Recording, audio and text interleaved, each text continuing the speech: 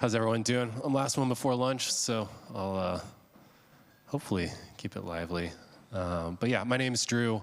I'm working on an effort called Commit Boost. We'll get into a bit of what this means, but I've been in Ethereum for over half a decade, since 2016, mostly in financial institutions, so couldn't be as public as I am able to now. But left my job a couple months ago to build a public good open source project. Before I get into that though, and at the end of the talk, I'll talk a little bit more about how this ties into shared sequencing and even the cake framework in some ways. One of the things I started to realize with time, and one of the key persons on this was Justin, but a couple years back, he actually told me, hey, if you want to work on something interesting in Ethereum, find a way to use it that we previously hadn't thought about. And on the back of the base sequencing posts and then the uproar around pre-comps, I started to realize more generally there's a potential unlock if we ask ourselves a question: how can we use Ethereum's decentralized validator set in a way we previously hadn't thought about? And this is where I land on this topic of proposer commitments. There's a couple quotes here that I have from some researchers in Ethereum. Probably my favorite is actually Barnaby's mental model of what proposer commitments could enable around block construction. The idea is today when proposers, or 90% of proposers, have the opportunity to build a block, they actually outsource the whole block construction. So they say, I will assign this block builder, build it for me in the most profitable way. And some of the ideas that some of the researchers have had, and what Commit Boost is trying to achieve, is this idea is instead of just wholesaling, sign the block, build it for me, it's let me create a template. Builder, I want you to fill that template for me. And so they give more specifications around how their block is constructed.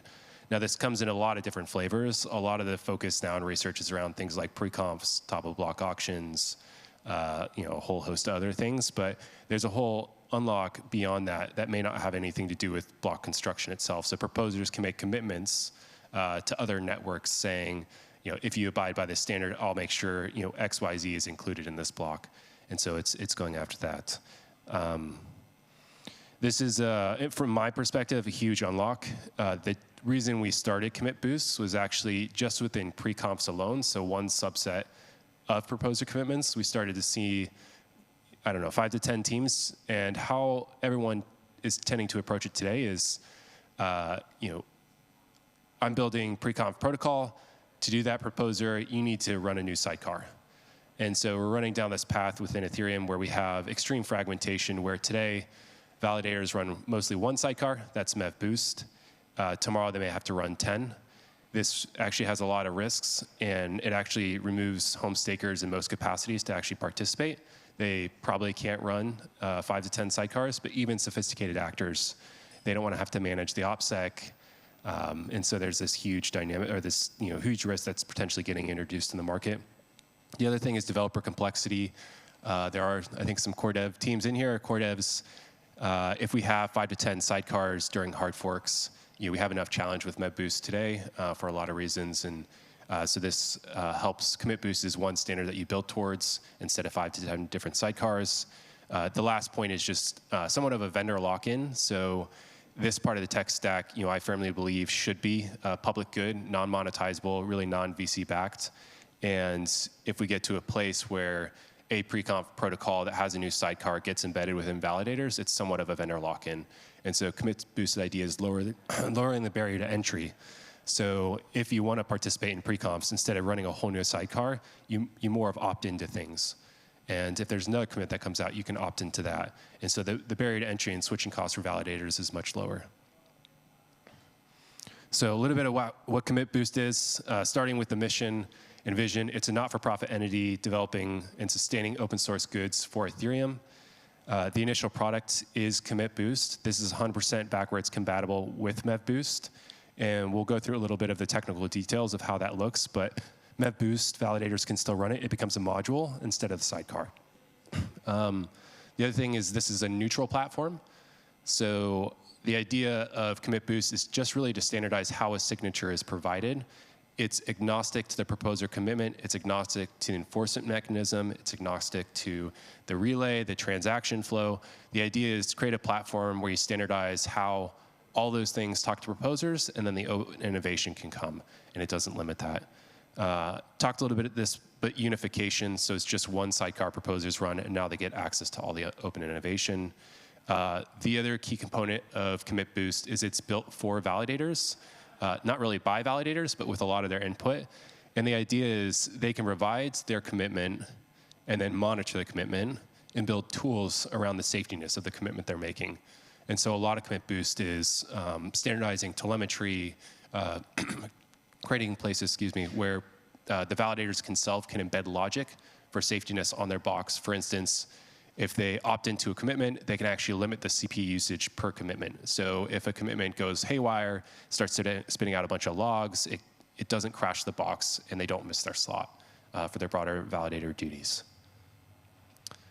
This is a community effort. I think there's been some criticism around who's behind Commit Boost. It's a lot of people. This is just a subset of folks. Not everyone could get approved by the corporations to be on this slide, but really this is a broader effort. Some PFPs here, some corporations, some individuals, and appreciate all those folks that have helped so far. And yeah, there's quite a few people actually here not listed. We're asking for more participation. If we haven't spoken with you, there's a lot of things to help with. Again, this is open source, public good. We are going to raise grant money and start an entity. And I'll talk a bit about that in the next slide. But if you want to help out, please do reach out. You know where to find me. And there's a bunch of things we need help with.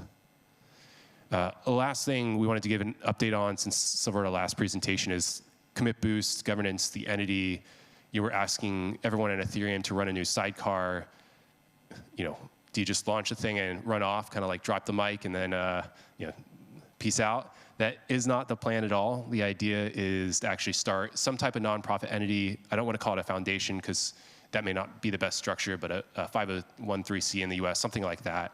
And the idea is it'll be a 3 to 5 person team with, I come from a TradFi background, but sort of those types of robust, sustainable processes in place so that if something goes wrong at 3 a.m. US time, there's someone up in Asia that's full-time focused, they understand the software, and they can, quote unquote, pick up the phone and work with teams to debug. The other thing they'll be focused on is development as well. So during hard forks, they'll be ahead of the curve on all the test nets. They'll be ready to go, testing this, engaging with client teams. The other thing is just research. So the hope is, this isn't a full-time job to sustain Commit Boost, and so the teams will be an extension of the Ethereum community, diving into research. And one of the core areas that I'll want to drive is how do we get rid of Commit Boost? It is an out-of-protocol solution, and so they'll be focused on that, which there's a couple ways to do that in the future. Governance, the idea is to have someone incredibly neutral. I personally have someone in mind that has run community calls in the past. The idea is it's not going to be me really, but them to do this. And so just like AC/DC like calls probably scaled down, but something like that where people can join, submit PRs. The Commit Boost team can either code it up or work with teams to code it up. So there'll actually be a team to help with this. And like I said, funding, all grants, non-VC backed. There is no intention for this entity to monetize in any way or sell itself.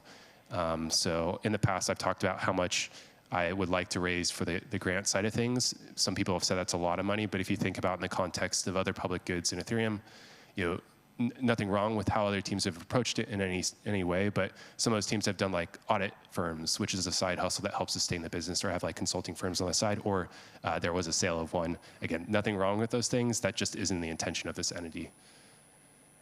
We do have our repo open source, which we'll have a link to in a bit. And with that, I'm going to actually hand it over to one of the community members, core contributors, Daniel from LineChain, to talk through the technical details. Thank you, Drew. Thank you. So yeah, I'm going to talk about more in details in terms of what we actually have right now, what's the idea for the near-term future, and actually prompt guys from the community to provide feedback and actually feed us more user stories and requirements so that we're building the right thing. So starting from the overview architecture, currently we have Commit Boost having a launcher. that runs modules. Each module right now is a Docker image.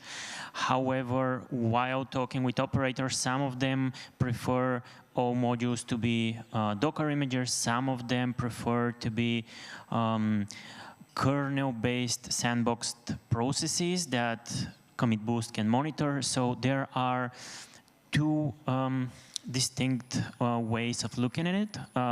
Currently, we have the Docker images support for modules, meaning that the launcher creates or bootstraps the modules that are specified in commit boost. And by module, I mean the following. So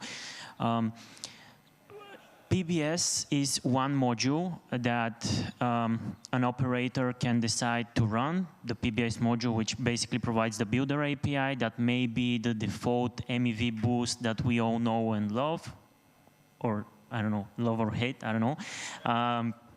That may be the default implementation of PBS. Some people from the community might implement something that they want to see slightly different from the PBS module. The important thing is that commit boost allows for operators to define easily the modules that they want to run.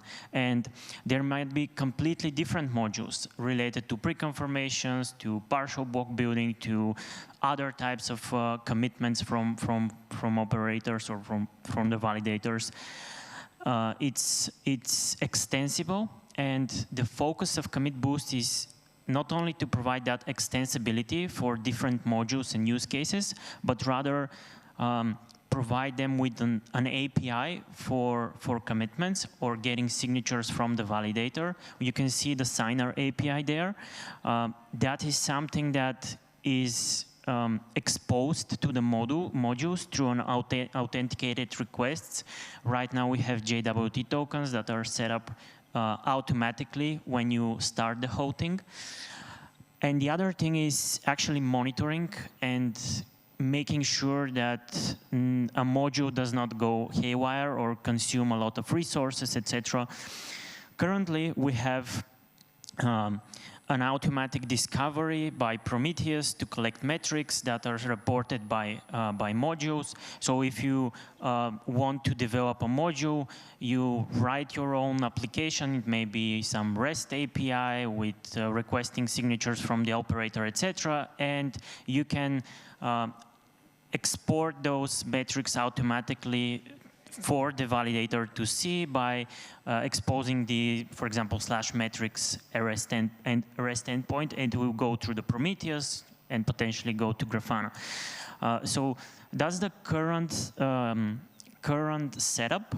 In the future, we want to have more control over the resources, or at least monitor them better, have a better restriction on, for example, the CPU usage or memory, and if something goes wrong, we can, or the operator can configure that module to have some restricted access. So that's the overview. That's the current idea. And if you have feedback or requirements, I would love to talk to you after that. So, yeah, any questions or anything else that you would like to know more? Here's the links to the repo as well. I swear the QR code doesn't take your keys. I know it's almost lunchtime, but yeah, questions? Great. Oh, yeah, thank you.